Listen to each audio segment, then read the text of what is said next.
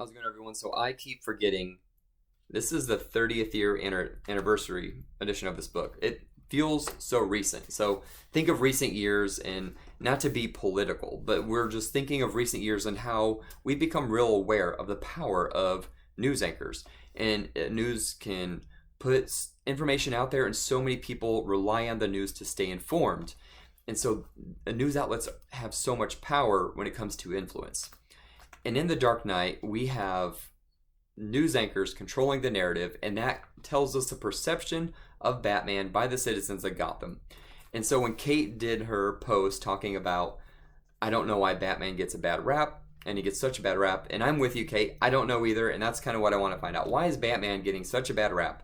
When Batman's a millionaire, he doesn't have to go out of his way to save the people of Gotham, and he does. And then the new police chief wants him arrested, and he's still going out of his way to save the people of Gotham. And so it's not completely the same thing, but it is somewhat similar. In the book, The Myth of the American Superhero, it talks about Rambo in Washington. So, quick overview of Rambo in case you've never seen it. Rambo is minding his own business, lives out in the woods, former war vet. He gets into a disagreement with the local police department. Local police department comes out and tries to hunt down Rambo, but Rambo is very dangerous. He's a former war vet. And by the end of the movie, Rambo defeats the entire police department, and you are rooting for Rambo to defeat the police department when the police are supposed to be the good guys. So in the book, it says, their thrilling feats help cultivate the habit of redemption, expectation, which leaves us ready in fantasy and too often in real life to surrender our common fate to a hero who arises above all our laws and institutions to save us. So that goes to where our feelings are. We are with Batman. We would rather have Batman do his own thing than have the police of Gotham catch him.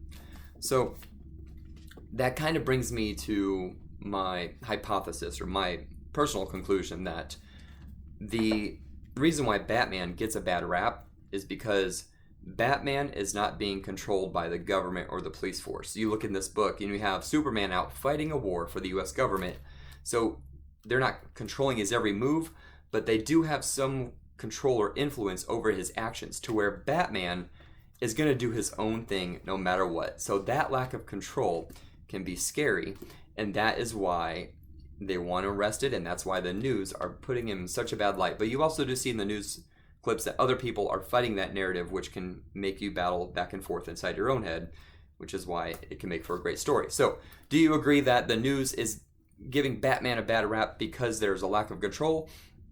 Or do you think that there is a valid fear with the citizens of Gotham having a guy go around going above the law when there is laws in the judicial system in place to catch bad guys and put them behind bars so they go through all the processes, and the guy's going around that, so that is an issue. So where do you stand on it?